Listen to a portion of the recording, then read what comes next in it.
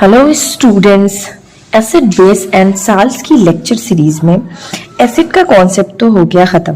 अब हम बात करते हैं बेसिस की, यानी कि इस वीडियो में हम पढ़ने वाले हैं कि बेसिस क्या होते हैं, उनकी केमिकल प्रॉपर्टीज क्या क्या होती हैं। तो चलिए स्टार्ट करते हैं। What are bases? तो फर्स्टली सबसे पहले हम स्टार्ट करते हैं कि bases are those chemical substance which are bitter in taste. अब हम टेस्ट की बात करें कि ऐसे अगर हम नॉर्मली बिना किसी केमिकल प्रॉपर्टीज के अगर हम देखें तो बेसिस का क्या होता है कि उनका टेस्ट जो होता है वो बिटर इन टेस्ट होता है। केमिकल सब्सटेंस होते हैं बिटर टेस्ट के होते हैं।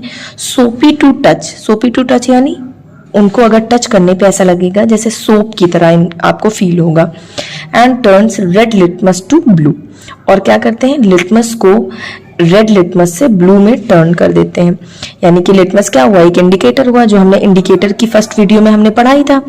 तो वो क्या कर रहा है, रेड लिटमस को ब्लू में चेंज कर देता है। अगर लिटमस जो है रेड से ब्लू हो गया यानी कि वो सब्सटेंस जो है वो क्या है, बेसिस है। ठीक है, अब आता है कि सबसे पहले थोड़े से इंपॉर्टेंट पॉइंट्स आप लोग नोट कर लें कि जितने भी एल्कलीज होते हैं, एल्कली यानी कि जब हम पीरियोडिक टेबल पढ़ते हैं तो पीरियोडिक टेबल में जो इस ब्लॉक में फर्स्ट जो ग्रुप के एलिमेंट्स होते हैं, जितने भी फर्स्ट ग्रुप के एलिमेंट्स हैं वो सारे एल्कली मेटल्स कहे जाते हैं। तो कह रहा है कि जितने भी एल्कली हैं वो सारे बेसिस होते हैं, but all bases are not alkali. लेकिन जितने बेस हैं टोटल वो सारे एल्कली नहीं कहलाते। अब ये चीज क्या है, यानी कि जितने एल्कली मेटल्स होते हैं, जो हमने एल्कली पढ़े हैं इस ब्लॉक में, वो सारे बेसिस कहलाते हैं। लेकिन जितने बेसिस होते हैं वो सारे एल्कली नहीं होते। Not all basis dissolve in water, क्योंकि जितने भी बेसिस होते हैं, अभी हम आगे बेसिस के बारे में पढ़ेंगे, उनके एग्जांपल्स भी पढ़ेंगे, तब हमें समझ आएगा कि कौन कौन से बेस होते हैं। तो जितने सारे बेसिस होते हैं वो सारे जो है वाटर में डिसॉल्व नहीं होते, इसलिए हम हर बेस को एल्कली नहीं कह सकते। लेकिन हाँ, ये चीज है कि जितने एल्कली होते हैं वो सारे बेसिस होते हैं। फिर उसके बाद आता है कि एग्जाम्पल की बात करें अगर, तो एग्जाम्पल कहाँ कहाँ बेस प्रेजेंट होता है। तो सबसे पहले आ गया सोप में बेस प्रेजेंट होता है, टूथपेस्ट में प्रेजेंट होता है, इनो में प्रेजेंट होता है, इनो जो काम 6 सेकेंड में करता है उसमें प्रेजेंट होता है, मिल्क ऑफ मैग्नीशिया में प्रेजेंट होता है। अब ये क्या होता है कि देखो बेसिस का काम क्या है, वो इनका काम क्या है। अब जैसे इनो का हम यूज करते हैं, तो इनो का यूज कब करते हैं, जब हमने बहुत ज्यादा अमाउंट में ऑयली चीजें खा ली हो, स्पाइसी चीजें खा ली हो, तो क्या होता है कि ऐसा लगेगा कि हमारी बॉडी में जो है स्टमक में एसिडिटी हो गई, बहुत ज्यादा अमाउंट में एसिड बन गया। तो सबसे तेज अगर दुनिया में कोई रिएक्शन होती है तो वो होती है एसिड और बेस की। तो क्या होता है कि जैसे ही हम इनो का यूज करते हैं वो तुरंत जा करके उस एसिड को न्यूट्रलाइज कर देता है, और क्या होता है कि हमारे जो है स्टमक को रिलीफ मिल जाता है।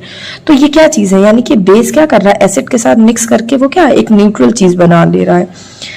ठीक है, वो उसकी प्रॉपर्टी को, एसिडिटी को नलिफाई कर देता है। तो इसलिए बेसिस और एसिड और बेस का रिएक्शन जो है सबसे फास्ट होता है। तो ये चीजें हुई जहां पे बेस प्रेजेंट होता है। अब हम केमिकल प्रॉपर्टीज की बात करते हैं। तो केमिकल प्रॉपर्टीज में देखो, इससे पहले क्या था, अरहीनियस का कॉन्सेप्ट दिया। अरहीनियस जो है एक साइंटिस्ट थे जिन्होंने बेस पे एक कॉन्सेप्ट दिया, एसिड और बेस पे। तो क्या होता है, इससे पहले जो चीजें थी वो हम या तो टेस्ट करके या तो टच करके पता करते थे, या तो लिटमस से पता करते थे कि ये सब्सटेंस जो है, ये केमिकल सब्सटेंस एसिडिक है कि बेसिक है। लेकिन जब अरहीनियस ने क्या किया कि हर चीज तो हम टेस्ट कर करके नहीं पता कर सकते, पता चला कोई चीज हमने टेस्ट कर ली फिर उसके बाद कभी उठे ही नहीं।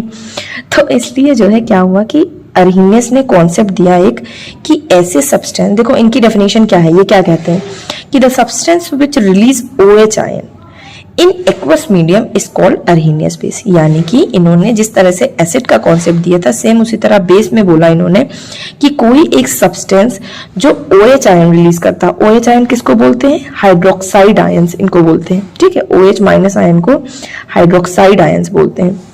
तो कह रहा है कि अरहीनियस ने बोला कि जो सब्सटेंस है, कोई सा भी सब्सटेंस है, अगर वो एक्वस मीडियम में OH आयन रिलीज करता है तो उसको कहेंगे अरहीनियस बेस, यानी कि वो एक बेस होगा। तो इसको नाम दे दिया गया अरहीनियस बेस, क्योंकि अरहीनियस ने कॉन्सेप्ट दिया, तो चूंकि ये अरहीनियस बेस कहलाने लगा। तो कहने का मतलब ये हुआ कि कोई भी बेस को केमिकली अगर पता करना है तो हमें ये करना होगा कि उसको एक्वस मीडियम में मिक्स करके क्या करना होगा कि अगर वो OH माइनस रिलीज कर रहा है, OH आयन रिलीज कर रहा है, तो यानी कि हमें ये पता चल जाएगा कि वो सब्सटेंस कैसा है, बेसिक नेचर का है, वो बेस है एक। ठीक है, अब बात करते हैं बेसिस की एसिडिटी की।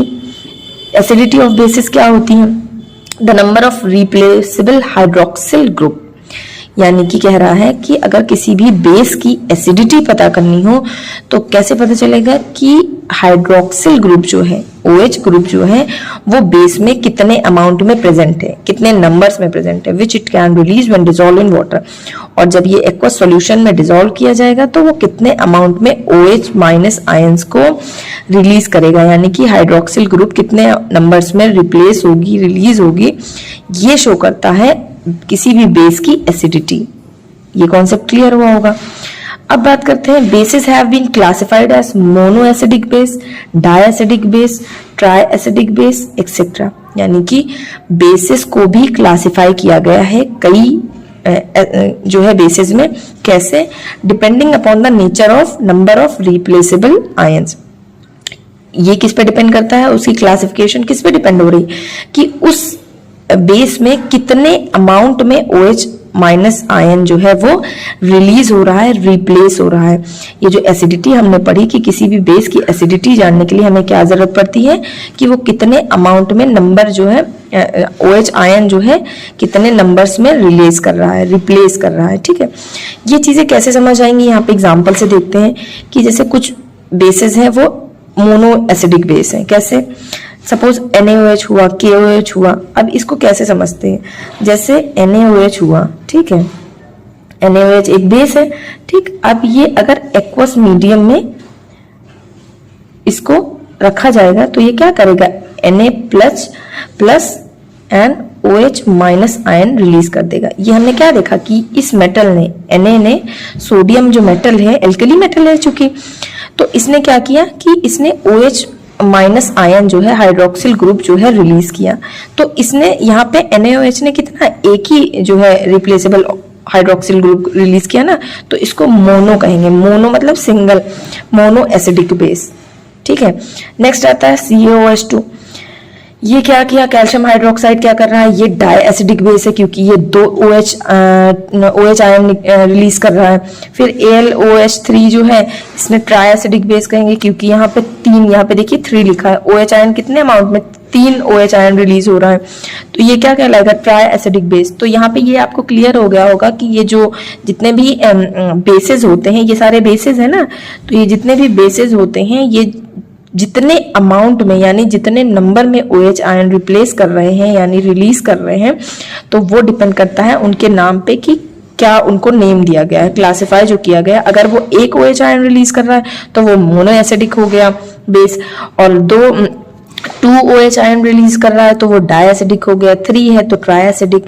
तो ये तो हुआ बेसिस की डेफिनेशन और उनकी केमिकल प्रॉपर्टीज। नेक्स्ट वीडियो में हम पढ़ेंगे कि बेसिस का रिएक्शन जब मेटल के साथ होता है तब वो क्या बनाते हैं।